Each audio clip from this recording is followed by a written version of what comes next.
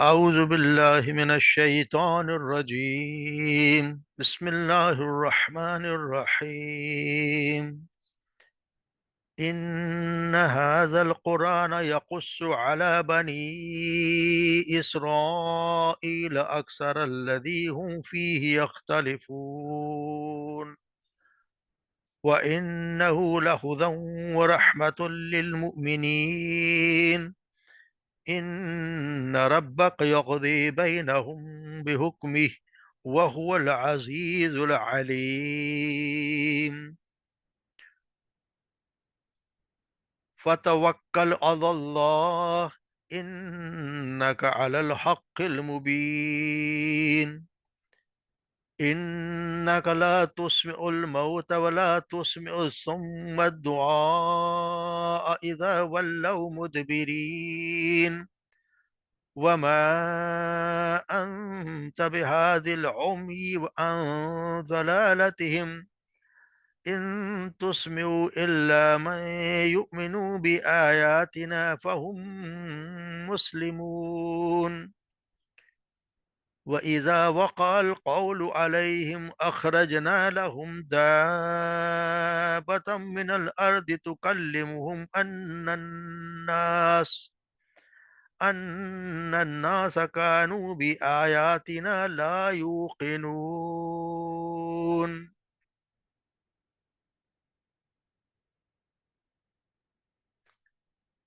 ان هذا بے شک یہ حاضل قرآن یہ قرآن یقص قصہ بیان کرتا ہے بتاتا ہے تمہیں علی بنی اسرائیل کہ بنی اسرائیل کے اوپر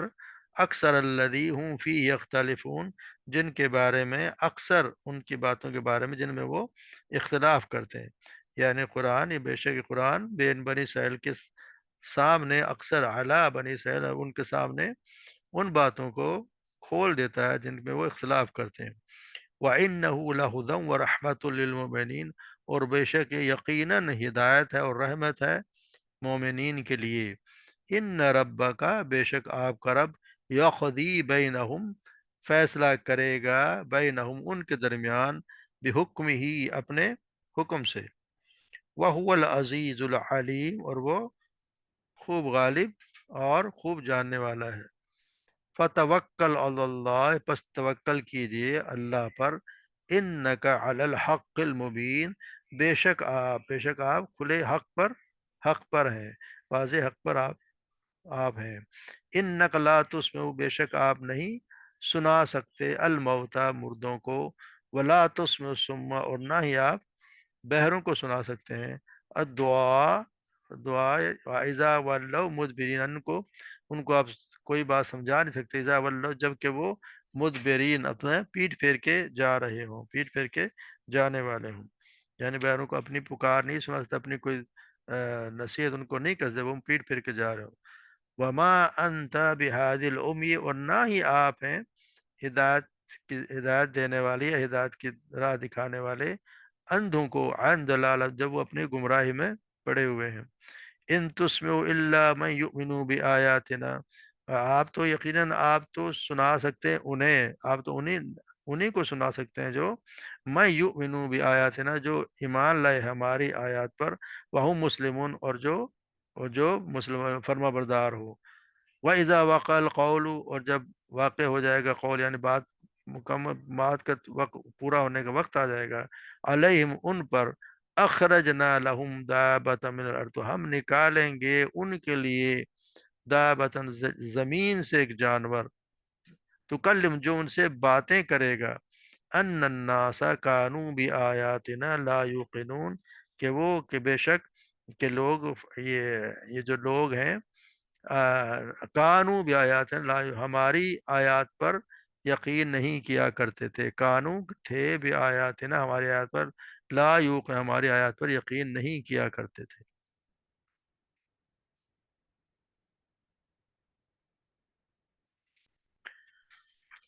تو یہاں دیکھتے ہیں کہ قرآن کے بارے میں اللہ تبارک و تعالیٰ قرآن سے،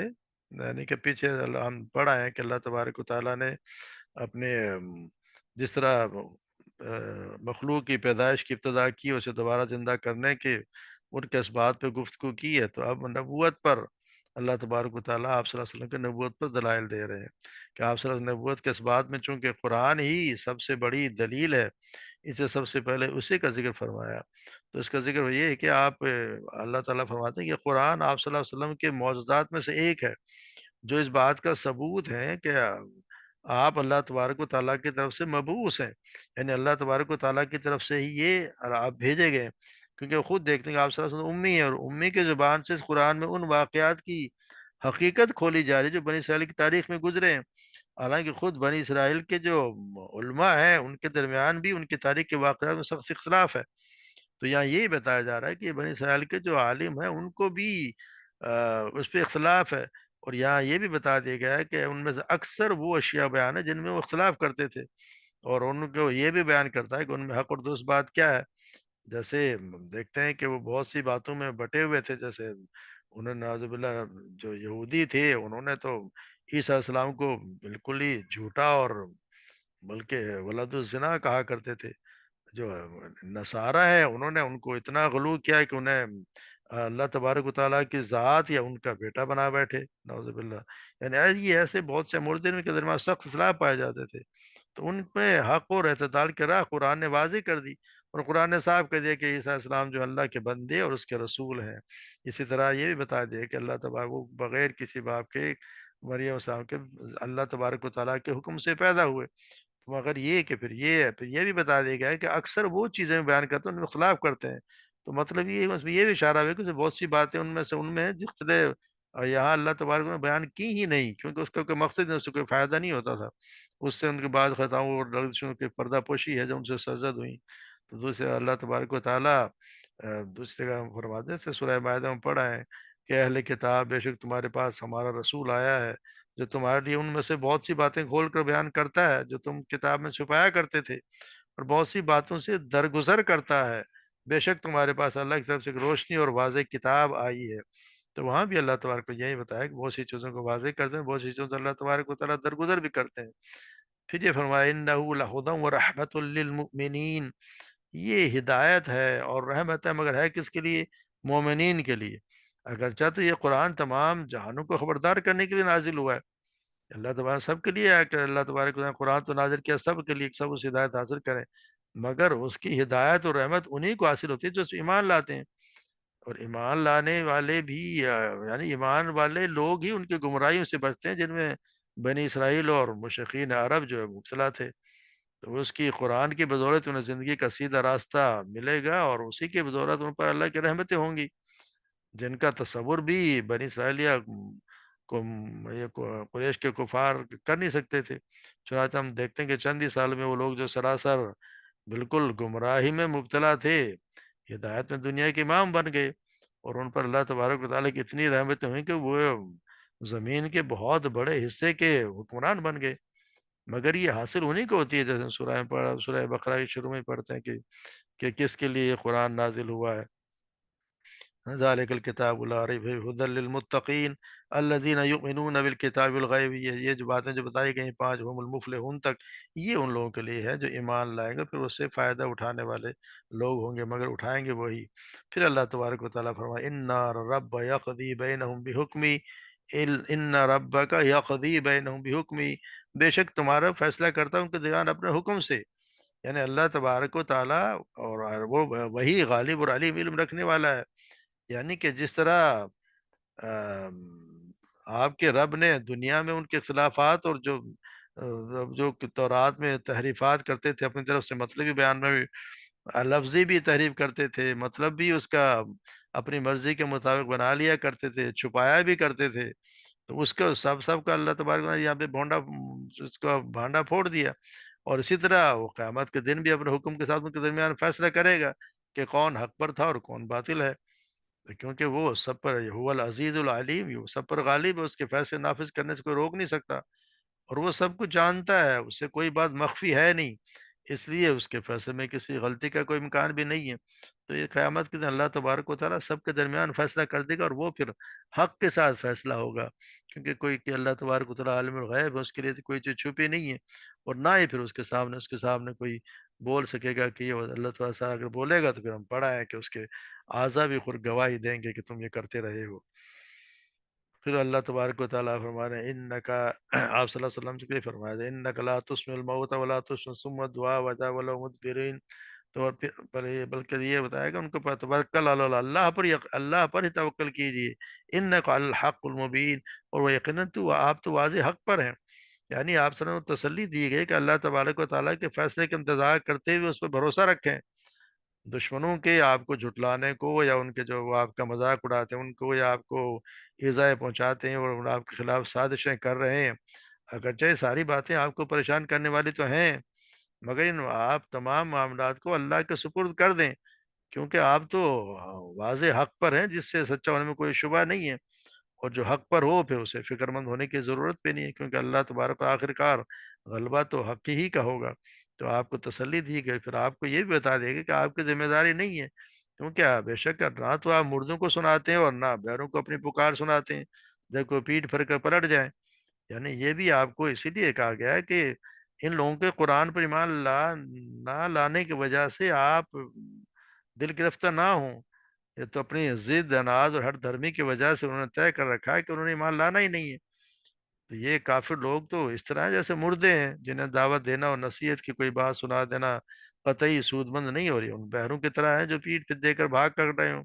اگر وہ کوئی بہرا سامنے کی طرف ہو تو پھر بھی شاید کسی اشاروں میں کوئی بات سمجھ جائے،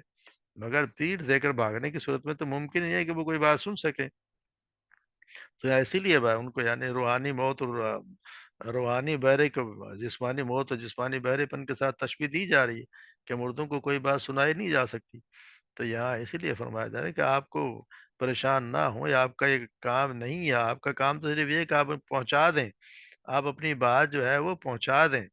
اور آپ کا یہ باقی آگے ہدایت دینا تو یہ تو اللہ تبارک و تعالیٰ کا کام ہے، جس کو وہ بہتر سمجھے گا اسی کو پھر ہدایت دے گا. پھر اللہ تبارک و تعالیٰ کہتے ہیں وما انت بہاد العمی عن ضلالتہم، نہ ہی آپ ہدایت دینے والے اندھوں کو جب وہ ان کی گمراہی میں مبتلا ہے. تو یہ پھر ان تسمع الا من یؤمن بآیاتنا وهم مسلمون، آپ صرف انہی کو سنا سکتے ہیں جو آپ کی آیات پر ایمان لائیں اور پھر فرمانبرداری بھی اختیار کریں. اس کے علاوہ تو آپ کسی کو ہدایت دے ہی نہیں سکتے. یعنی آپ دل کے اندھوں کو راہ راست پر نہیں لا سکتے، آپ تو ان کو سنائیں گے اور اسی کو راست پر لائیں گے جو آپ کی آیتوں کو سن کر ان کا اثر قبول کرے. اور اصل قبول کرنا بھی یہی ہوتا ہے کہ آپ کی دعوت پر کوئی ایمان لے آئے. جو قرآن پر ایمان لائے گا وہ اس بات پہ ایمان لائے گا کہ آپ صلی اللہ علیہ وسلم اللہ کے رسول ہیں، جو بات آ رہی ہے ان کو اللہ تبارک و تعالیٰ کی طرف سے ہی ہے، تو پھر تو وہ یقین بھی کرے گا اور پھر اس سے عمل بھی کرے گا.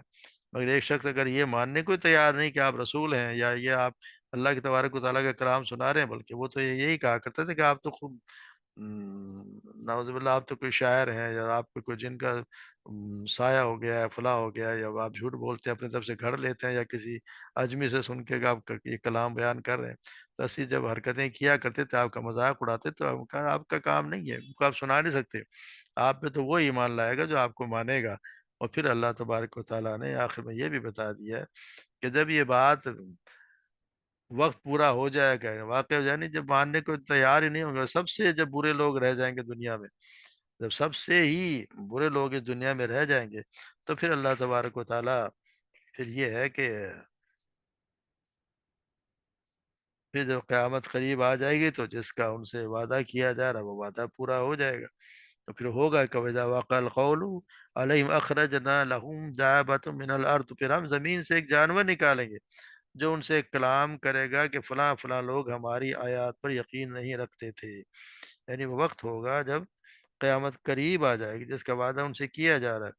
کیونکہ یہ بتایا یہ گیا ہے کہ جب ایک جانور نکلے گا، کس طرح کا جانور ہوگا یہ اس کے تو بڑی ہے، لیکن اللہ تو کہ یا ایک ہوگا یا بہت سارے ہوں گے اس پہ تو زیادہ کوئی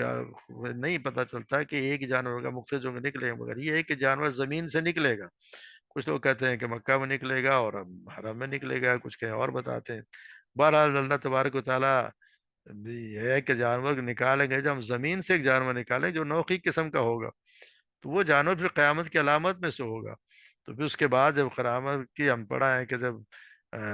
علامات ظاہر ہو جائیں اس کے بعد تو ایمان لانے کو کوئی فائدہ ہوگا ہی نہیں. تو کیونکہ آخرت کی حقیقتوں سے تو پھر پردہ اٹھنے کے بعد تو آزمائش کا وقت تو مقصد ختم ہو جاتا ہے. تو یہ پھر یہی بتایا گیا ہے کہ وہ جانور لوگوں سے بات کرے گا قیامت کے قریب۔ اس قسم کے عجیب و غریب واقعات کثرت سے ہوں گے، جو چیزیں عام طور پر کلام نہیں کرتی وہ کلام کریں گی۔ اور یہ جانور اس کا ایک تکلم کا یہ بھی کہتے ہیں کہ جی اس کا ایک مطلب یہ ہے کہ وہ زخمی کرے گا، کہتے ہیں کہ وہ مومن سے کلام کرے گا، مگر اس وقت مومن تو شاید کوئی بہت کم ہی ہوں گے جو ماننے والے ہوں گے، اور ان کو دوسروں کو زخمی کرے گا۔ تو یہ ہے کہ قیامت میں ہوگا یہ کہ کیونکہ قیامت کے جب آئے گی آپ صلی اللہ علیہ وسلم نے جس فرمایا کہ آپ نے کوئی نشانیاں بتائی ہیں، تو سورج کا مغرب سے طلوع ہونا، پھر ایک دخان یعنی دھواں، دابہ زمین سے نکلنے والا جانور، یاجوج ماجوج کا نکلنا، عیسیٰ ابن مریم علیہ السلام کا آنا اور دجال کا نکلنا، اور تین خسف یعنی زمین کا دھنسنا، ایک خسف مغرب میں، ایک مشرق میں، اور ایک جزیرۃ العرب میں، اور آخر میں یمن سے ایک آگ نکلے گی جو لوگوں کو ہانکتی، اس کو سب کو محشر کے یعنی جہاں پر سب نے اکٹھا ہونا ہے اس کی طرف لے جائے گی۔ تو یہ اللہ تبارک و تعالیٰ اس وقت یہ نکالیں گے، اور وہ جانور کہے گا کہ ان الناس کانو بھی آیاتنا لا یوقنون، کہ وہ لوگ ہیں کہ ایک تو یہ ہے کہ جس طرح کے مخصوص وہ مخصوص لوگ ہوں گے جو ان سے کلام کرے گا کہ وہ فلاں فلاں لوگ ہماری آیات پر یقین نہیں کرتے تھے، یعنی وہ ایمان لانے والوں کی نشاندہی کرے گا۔ جیسے کہ عبداللہ بن عمر کی حدیث میں گزر، دوسرا تفسیر یہ ہے کہ ان الناس سے پہلے لام بھی ہے، یعنی تکلموا لأن الناس کانوا بآیات، یعنی وہ دابا، وہ جانور ان سے کلام کرے گا کیونکہ وہ لوگ ہماری آیات پر یقین نہیں کرتے تھے۔ تو مطلب ہے کہ قیامت کی نشانی میں سے قرآن یہ ایک نشانی ہوگی، اور یہ جانور کا کلام ہے کہ اللہ تبارک و تعالیٰ ان کے نکلنے اور کلام کرنے کی وجہ یہاں پر دوسری جگہ ان الناس کی اللہ ان الناس ان لوگوں کے لیے ان کے کلام کی وجہ بیان ہے کہ ان سے کلام اس لیے کرے گا کہ وہ بتا دے گا کہ یہ لوگ تھے جو اللہ کی آیات پر یقین نہیں کرتے تھے، مگر یہ وقت وہ ہوگا کہ جو اس کے بعد اگر اس کو دیکھنے کے بعد کوئی ایمان لائے گا تو اس کی کوئی اہمیت نہیں ہوگی۔ تو اللہ تبارک و تعالیٰ ہم سب کو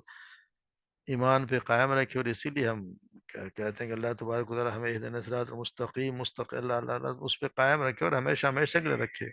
اس لیے کیونکہ آخری وقت جو ہے اس وقت تک ایمان کا رہنا بہت ضروری ہے، جب تک موت نہ آ جائے ایمان ہی کے ساتھ اللہ تبارک و تعالیٰ